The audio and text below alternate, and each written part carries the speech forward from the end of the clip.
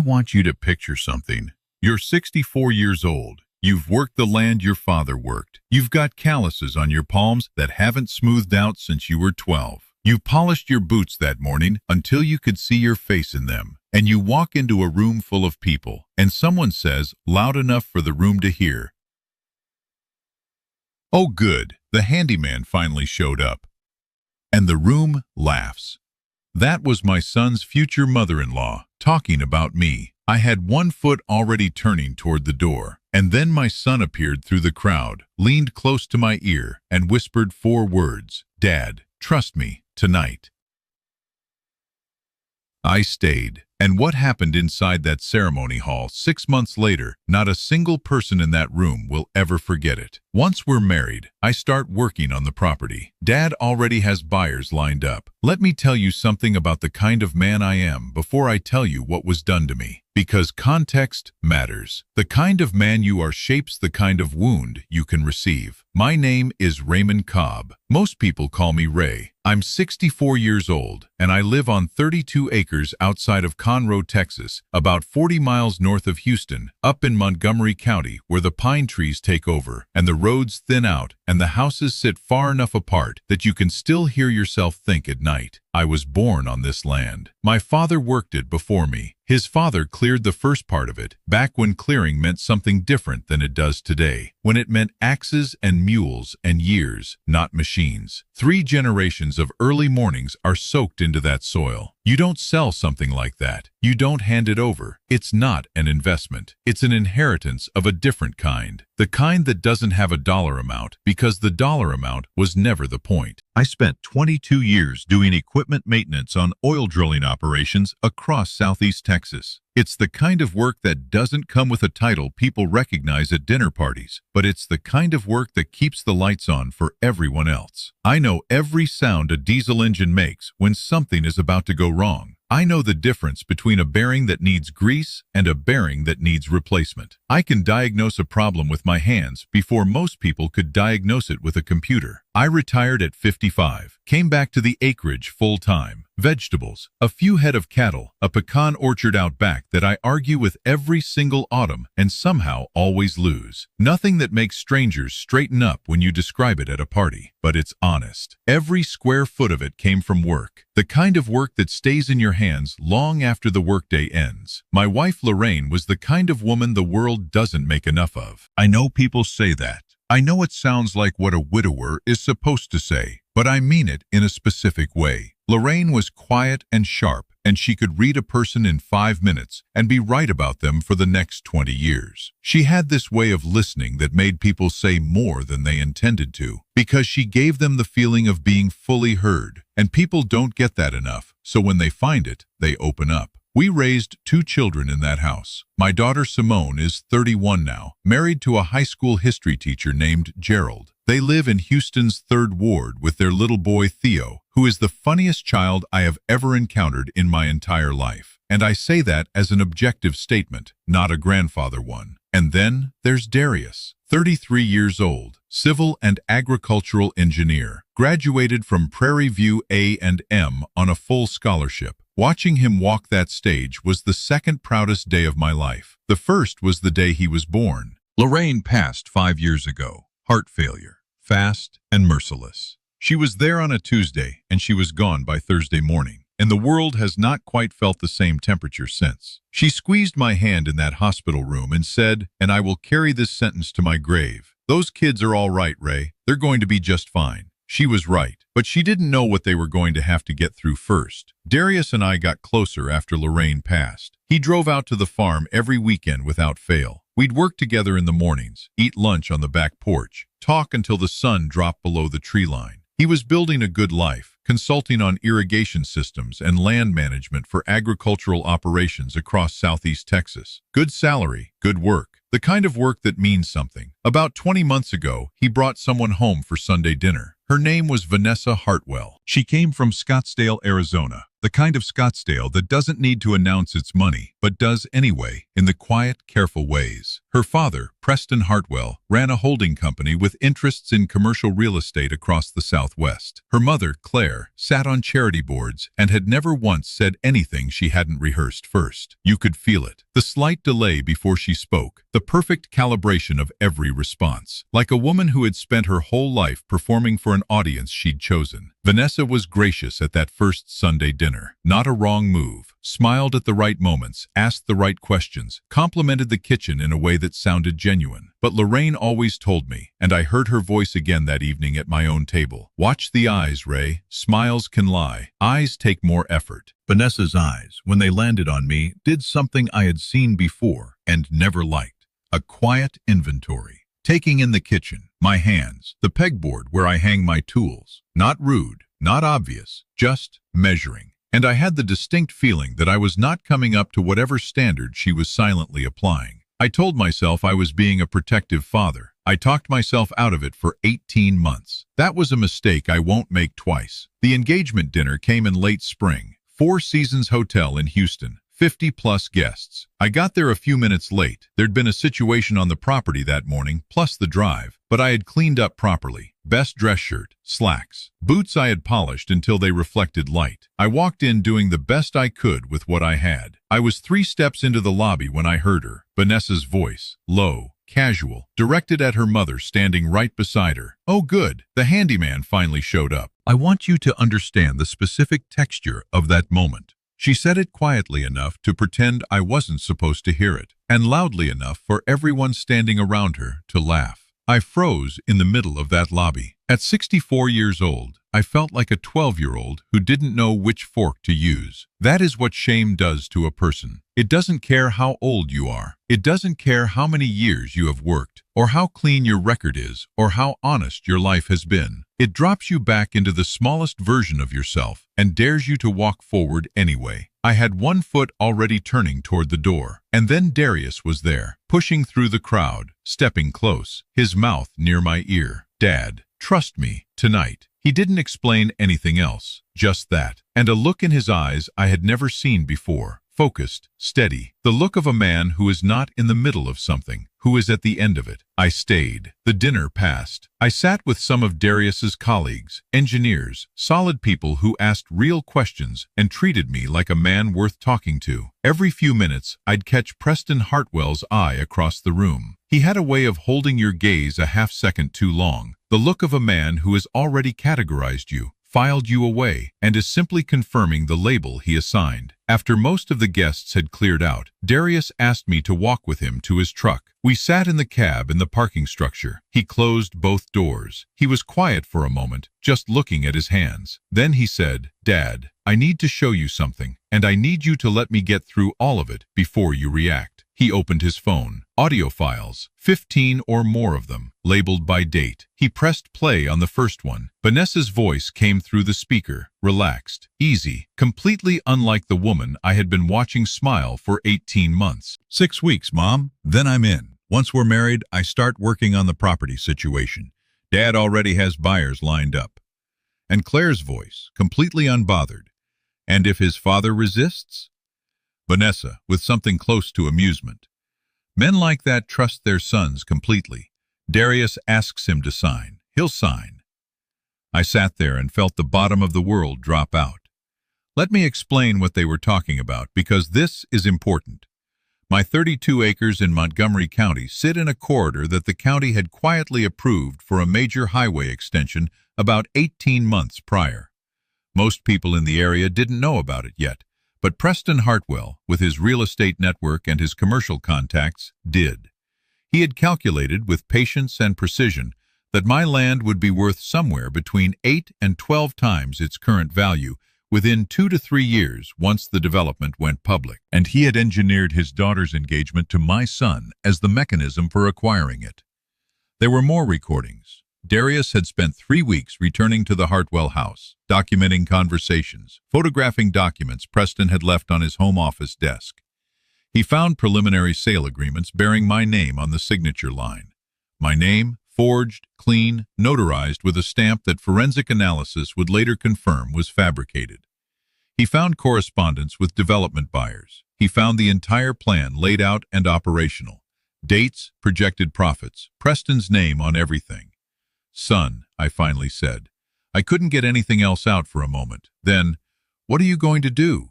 He told me, and honestly, part of me resisted. I was raised to solve things with dignity and without spectacle. My father's voice still lives in my head. Keep it between people. Don't perform your pain. Don't make a scene. But then I thought about Vanessa's voice on that recording. Casual, slightly amused, planning the disposal of my life's work the same way you'd plan a weekend trip. I thought about Preston's hand on Darius's shoulder at that dinner. That pat that says, "She's your problem now." I thought about Lorraine and what she always said when I was about to swallow something that shouldn't be swallowed. "Let the truth breathe, Ray." I looked at my son. "I'm with you all the way." The next morning, Darius introduced me to his friend Devin, an audiovisual technician who had already agreed to help. They had arranged for a projection system in the ceremony hall, told the venue it was a romantic photo display, and paid the manager a gratuity to accommodate the last-minute setup. The timing was planned to the minute. Devin showed me exactly how the edited recordings would play, subtitled, sequenced, unambiguous. Nothing taken out of context, everything in its own voice. I went back to my hotel room alone that night, put on my suit, the same one I wore to Simone's wedding. Stood at the mirror for a while, thought about Lorraine, thought about my father and his father and 3 generations of early mornings and broken equipment and sweat baked into 32 acres of Montgomery County soil. And something settled in my chest.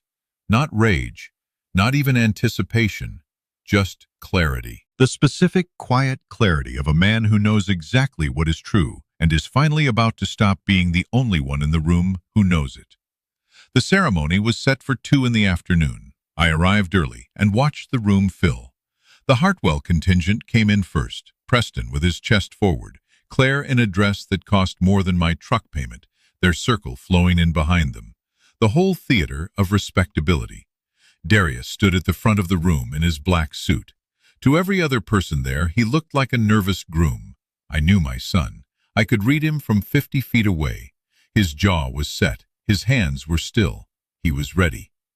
The music started. Vanessa appeared at the back of the room in a gown that probably had its own insurance. She walked the aisle on Preston's arm, radiating everything she wanted people to see. Preston handed her to Darius with a look I can only describe as victorious, a man who believed he had just completed a transaction. He went to sit beside Claire. Claire looked across the room at me.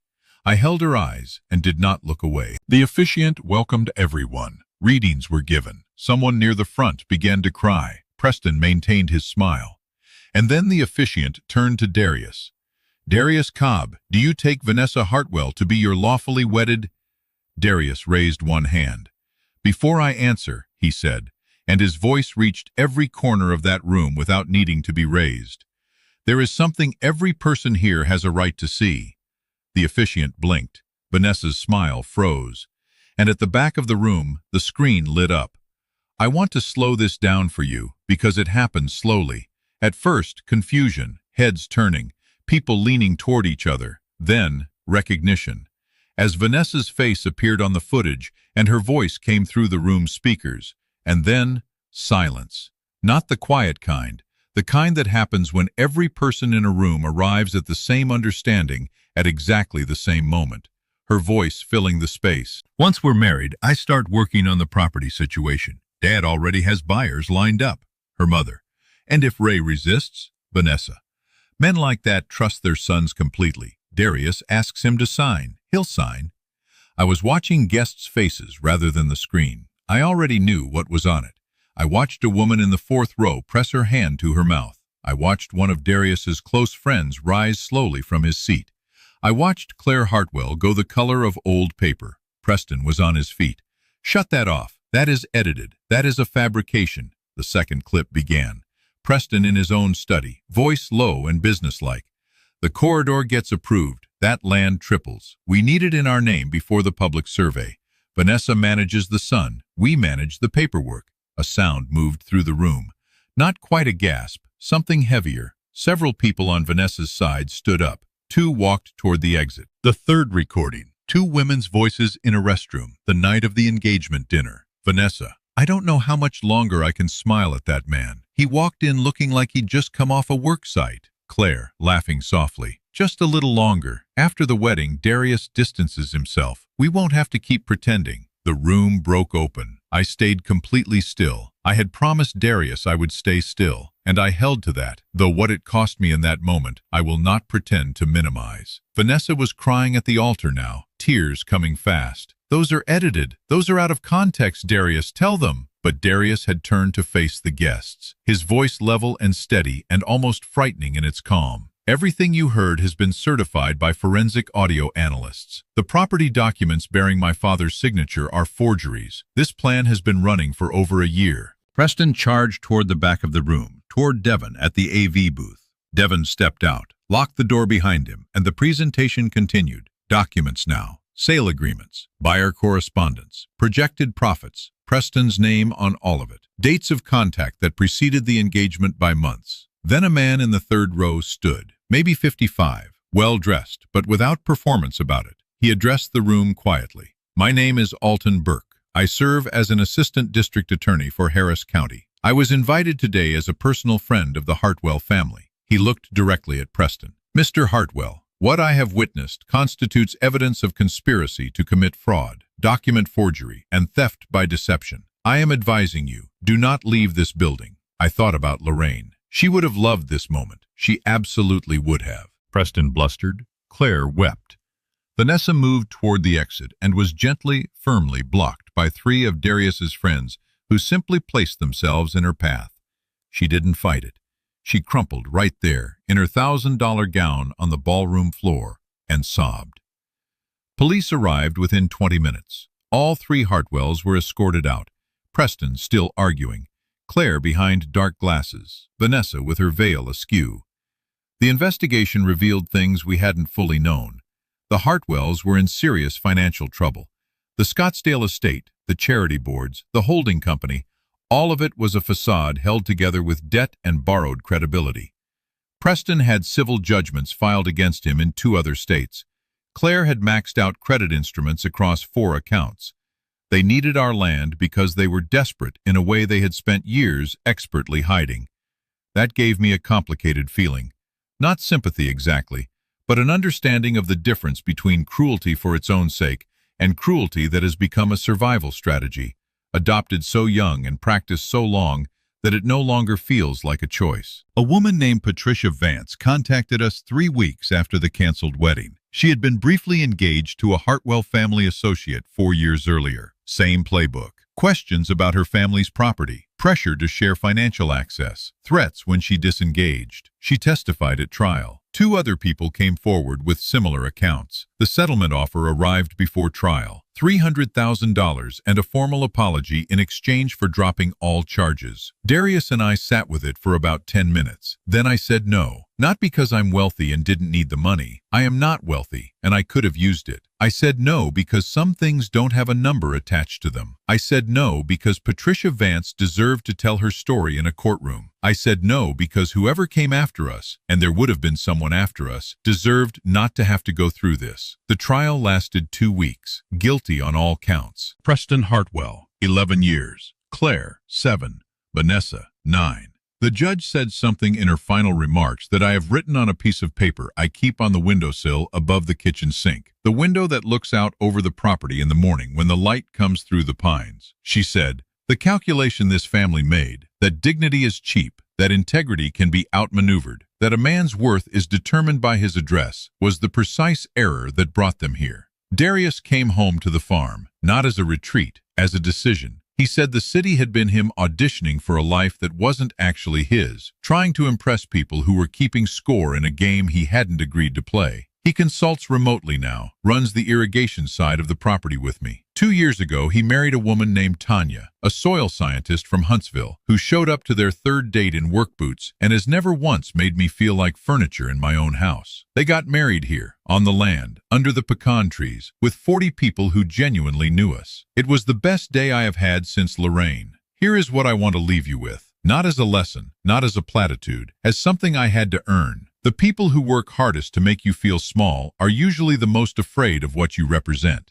Vanessa Hartwell didn't call me the handyman because she believed it was accurate. She said it because she needed to believe it. She needed me small so that what she was planning remained survivable to her, so that she could keep telling herself it wasn't personal, wasn't cruel, was just business. The mistake most people make when they encounter that kind of dismissal is to turn it inward, to ask what they could have done differently to deserve more respect. The answer is nothing. There was nothing to fix. The problem was never yours. What Darius understood, that nobody else in that lobby quite grasped until the screen came on in that ceremony hall, was that the truth doesn't require permission. It doesn't need the right moment, or the right venue, or the right audience. It just needs someone willing to stand up and let it speak. And the question I want to leave you with tonight, not as an accusation, just as something to carry home with you, is this. Is there a room in your life where you've been making yourself smaller to make someone else comfortable? And if there is, how long do you plan to keep doing that? I am 64 years old. I have calluses on my palms, and a pecan orchard out back, and a son who drives out for dinner 3 nights a week. I wake before the sun. I work until my back tells me to stop, and I sleep like a man with nothing to hide. That is the whole inheritance I was ever after. That is all I ever wanted to leave behind.